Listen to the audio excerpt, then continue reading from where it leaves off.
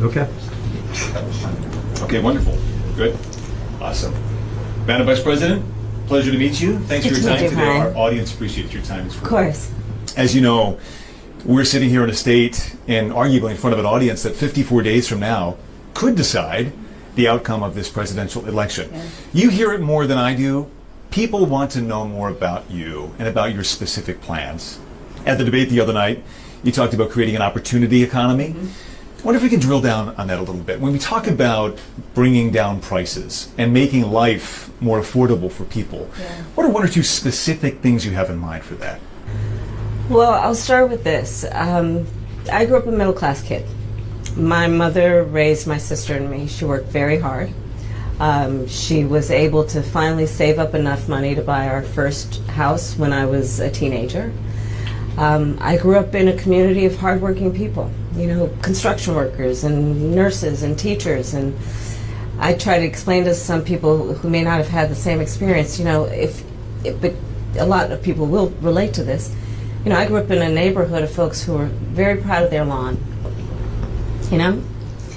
And honestly, whoever wrote that shit, she said that before. And this is a sit-down interview. On a sit-down interview, you don't be doing that.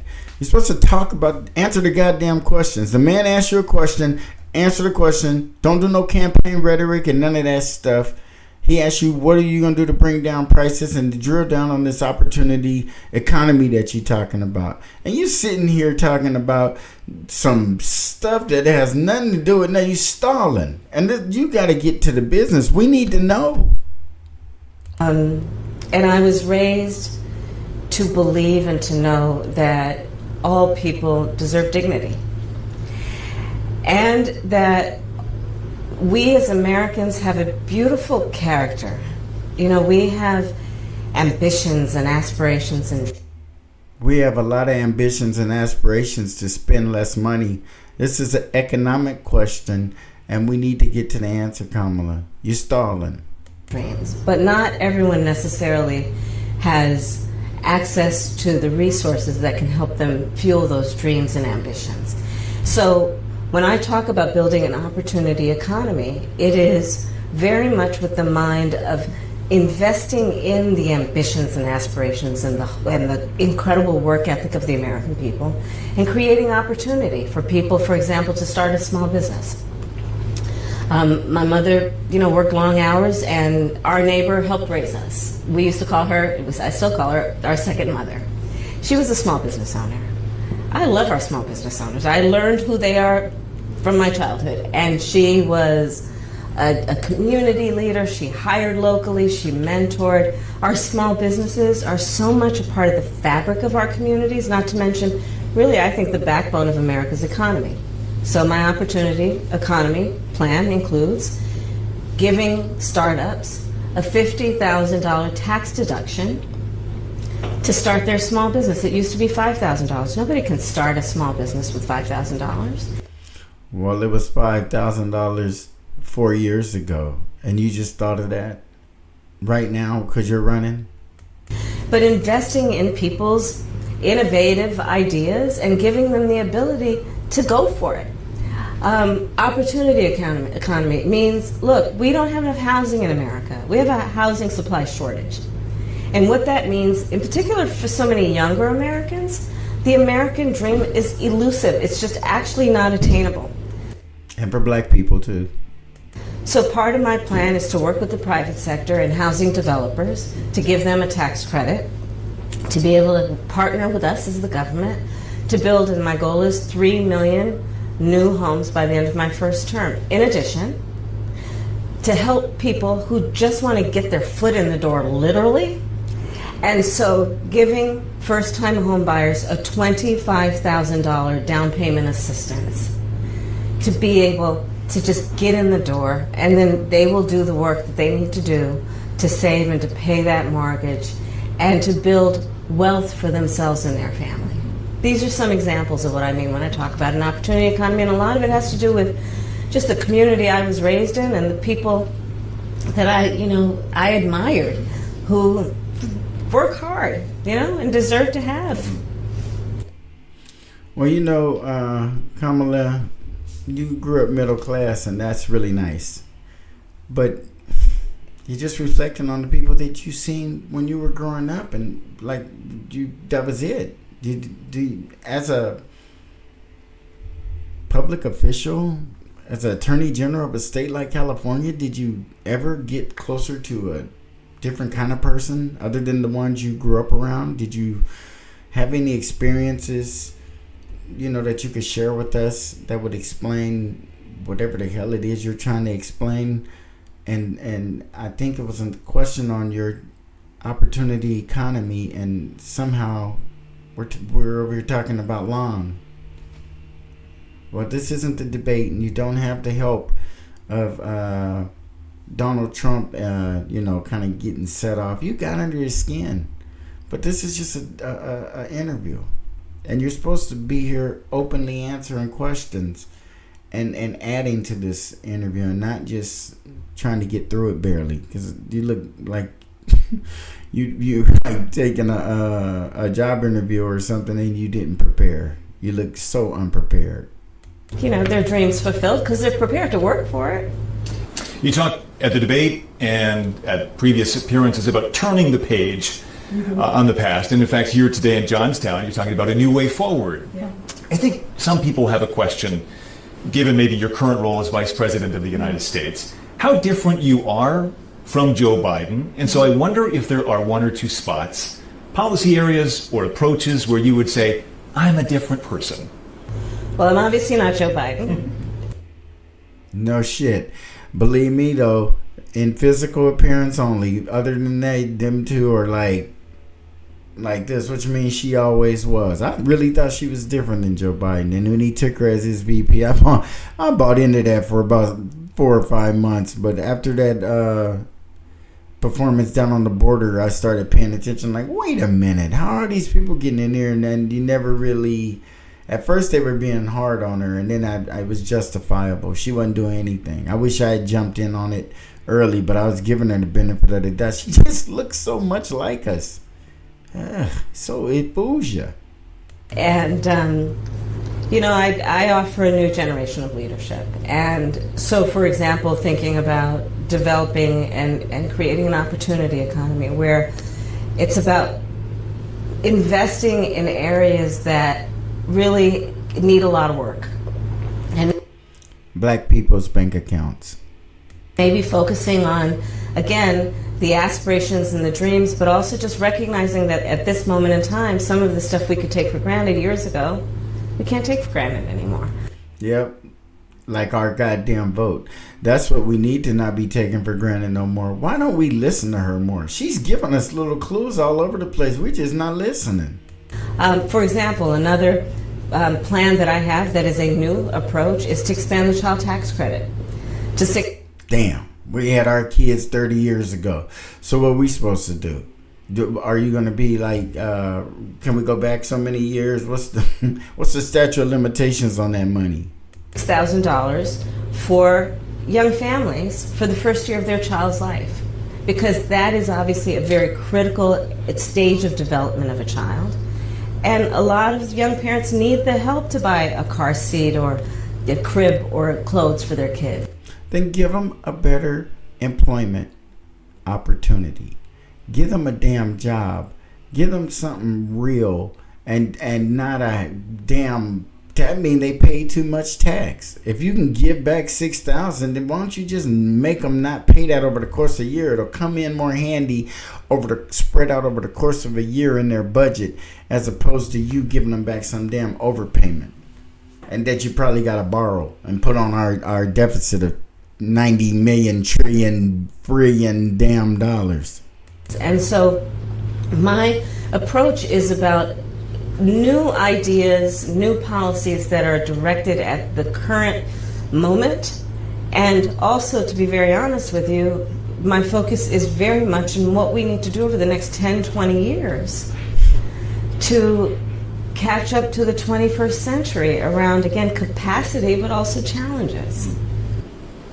Crime and public safety are two major issues right at the forefront of voters' minds in Philadelphia as well, where crime is a significant issue. When we talk about crime, the conversation turns to gun safety as well. And that's when crime is our section. They won't say it out loud, but they're talking about us too. And I think you actually probably caught a lot of people off guard, maybe a bit by surprise in the debate the other night when you mentioned that you are a gun owner. I know you said it in 2019 as well. I want to talk about your values on this issue. When it comes to gun ownership, where do you draw the line in America on gun ownership and gun use? Well, like you said, Brian, I am a gun owner, and Tim Walz, my running mate, is also a gun owner. We're not taking anybody's guns away. I support the Second Amendment, and I support reasonable gun safety laws. Part of my approach to this is I was a career prosecutor for most of my career. Why she keep bringing that up? This is a presidential race.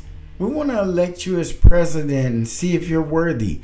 And you're sitting there, keep on bringing up that attorney general stuff. What did you do that was so wonderful as an attorney general? You let a bunch of illegal immigrants in California too, and you were not that damn good as a prosecutor out here. Wasn't all that great. And all prosecutors have high conviction rates. All right.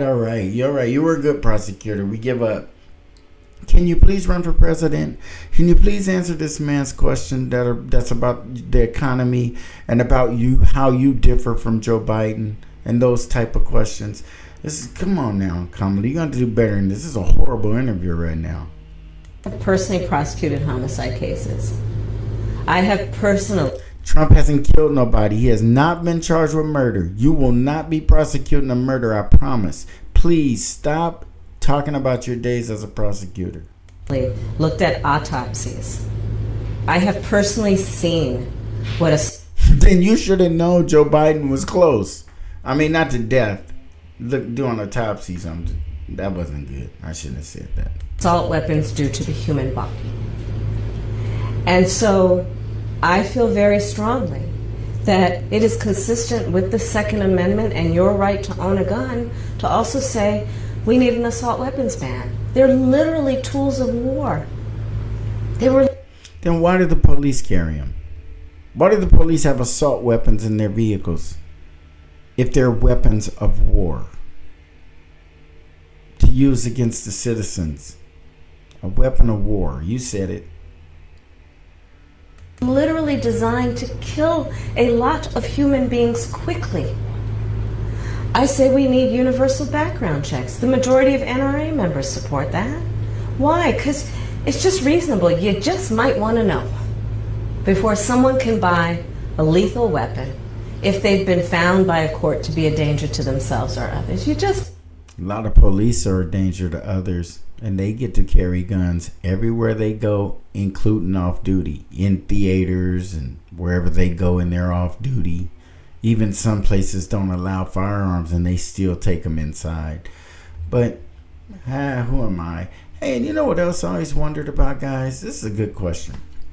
When police shoot people, like I used to work in an industry where if you had an accident, they sent you to the clinic to drug test you. Wouldn't it be like common sense that the police unions are so strong, they don't even allow policemen to be drug tested? I mean, hell, you could have been under the influence of alcohol or drugs when you shot that person. Don't you think it'd make it just common sense that if like a forklift driver at work drops a pallet of hazardous materials and makes a little spill, they'll clean it up and then they'll send them to the clinic and say, hey man, how'd you drop that? Or you know what, I was a little tired, or I wasn't paying attention, or I hit a bump, or who knows.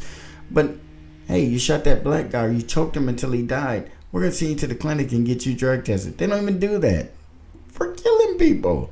I know, that's crazy, man. That's police reform to me. They need to work on that kind of stuff. But hey, who am I? Might want to know. 2 final questions, if I might. Sure. On the appeal of the man you were running against, as you drove here today, you likely saw a lot of Trump signs. Mm-hmm. He has an historic appeal in this country. And as you are someone running against him and trying to understand that, I wonder how you distill it.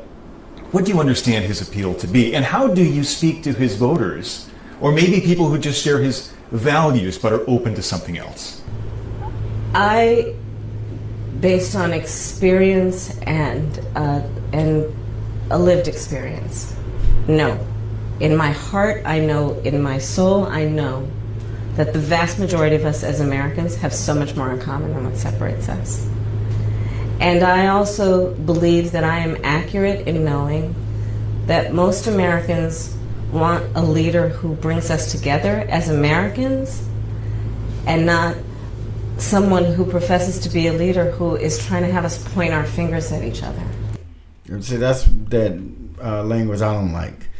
You're pointing your fingers at your American citizens, your neighbors, if you ask for reparations. Don't point your fingers at them. Don't blame them. It's not their fault. You just have to work hard. And everybody's been given the same opportunity. Some people really believe that. Some people really believe that. And that's not the truth. Nothing could be further. And she's one of those people who's trying to subscribe to that. And she expects us to bite in on that, on these this interview isn't giving us any information or insight. And I thank God that I know who Kamala Harris is. Thank God. Because she's being real shallow. Anybody who likes her is going to continue. This sounds way better than anything Trump's doing. She sounds reasonable, but she ain't detailed. And she ain't got no plan or no agenda or no platform. We need to find out that kind of stuff, though. This woman is about to potentially go in the White House for 4 years and run the country. And if you guys aren't paying attention, please do. We are potentially on the verge of war. If this Zelensky guy in Ukraine gets his way, he wants to continue to march in and be aggressive toward Russia, which if you're fighting for your country, you got to do what you got to do. But you cannot drag us into World War III, Mr. Zelensky. You just can't do that. I mean, if we allow you to do what you want to do, and we just stand back in case something go wrong to back you up, we're going to be in World War III. The weapons that you need to even bother Putin have to come from the United States. And with that being said, we need to kick back and let you start talking peace with this gentleman, because being dragged into World War III, I don't know how the United States feels about that. Are we gonna go all in for Ukraine and possibly even jeopardize our own existence? I don't know. This is the kind of stuff she about to be faced with, though. Ain't nobody talking about that. This is a huge interview, and we got something going on over there in the Middle East as well that needs to be addressed. She ain't been asking, talking about that. Isn't that weird? On her first solo interview, and here she is sitting here, like and not answering questions and giving up all kind of little made up. What is that? And telling us about her personal life. We know you grew up middle class. We know your mom raised you both. We know she bought your house when you were in your teens. We get it. We know who you are. We don't want to hear that in the debate. We don't want to hear that shit in the interview. We hear that shit on the campaign stumps. That's when it don't matter. And you out there saying the same thing. So are you telling us detailed parts of your policies from the campaign stump? No, because you don't have no detailed parts. Anybody can figure that out because you ain't said nothing. You had an opportunity here to answer this man's questions and give us some insight. I think people are exhausted with that approach, to be honest with you. I think people want a leader who has common sense and tries to find common ground. I'm supported by over 200 Republicans who worked for both Presidents Bush. So we know 200 people endorse this lady who don't support reparations, and she on here mentioning them, but she ain't mentioned us once. She's okay with getting Republican support because she's so worried about the country. The Democrats and the Republicans are so worried about the country that now they're merging and backing each other up against horrible Donald Trump. What in the hell has Donald Trump found out that's got these people so scared? Dick Cheney as an endorsement, and you want people to know? I wouldn't even give a damn. Dick Cheney, the way they talked about him, the way we were told to believe about him, Darth Vader and death's just the worst person you could possibly think about. I just looked at him as a very dark person. And now he's endorsing the Democrats. See, you gotta be able to think back, because they expect you to forget things every election cycle, so they can just, I mean, I don't hear very much different from her and Trump. They sound about the same to me. They both lie a lot. They both don't have a whole lot of substance to what they say, and the people who like them for the wrong reasons. You know, people want them to run the country for the wrong reasons. Not because it's going to make the place any better or whatever, but because they want to win. They want to be able to tell their friend, I told you Kamala was going to win. Yay! We got a black Asian female president. That's what people want to say. I'm done with the first this, first that thing. I think I got over that before 1980. I was done. First, I kept looking around. First this, first that, but we ain't moving nowhere. It ain't getting us anywhere because we are locked out, and we need to get locked back in. And well, no, not like. Let me not say that. We need to get in, and we need to have a fair footing, you guys. I get kind of disappointed in Kamala, though. I really never thought that we'd get another Obama type, and here we go, and so soon. John McCain, Mitt Romney. I'm supported by the former Vice President Dick Cheney, former Congress member Liz Cheney. And I think people are more willing now, in light of the hate and division that we see coming out of Donald Trump, to say, hey, let's put country first. And I think that just makes us stronger and more healthy as a country. No, I don't. If you guys are so healthy and strong because you're getting endorsements from Republicans, start working with them. Start working with them. Hell, if you guys want to really do something, get the Democrats and the Republicans who are elected officials to start working together. Not these are retired people who still got agendas that are from the Stone Age, who are in the midst of the stuff that I am most concerned of, and that's the racism. And you're obviously bought into it, because you would very much, if you were a new generation of leadership, be bringing along black people and getting this dealt with, instead of telling us we got to get along and don't point the finger at your neighbor and all that. Make black people feel bad for asking for reparations. Well, I don't really want reparations because everybody shouldn't have to pay us because everybody didn't own slaves. Well, you know what? Everybody don't get to go to job interviews and climb the ladder at breakneck speed either. So, you know, it's perks in every way, but we ain't got none. And we need some. She cannot be just borrowing our race and using it to her advantage. She debating with Trump. Trump lost the damn debate because he didn't know how to deal with her. She's sitting over there looking like a damn African American, and he's like, oh shit, you gotta be careful as hell. Anything he say could have sunk his campaign, and he's trying to figure out. And she being aggressive too, talking crazy to him. He was like, oh shit. How do you respond? You got a female and a black one over there, and you, man, I know he was like, God damn, I know he went in that little back area where you get to decompress and probably was like, I'm fucking bro. They was like, hey, whoa, Donald. But she's taking advantage of it though. And that's what I'm saying. Don't use it in any way, shape, fashion if you're not gonna do something for us. That's theft. That's the worst thing you can do. And especially for those who support you so strongly and you ain't doing nothing for them. You're just pulling the wool over their eyes. You should be ashamed of yourself, Kamala. You should be ashamed of yourself.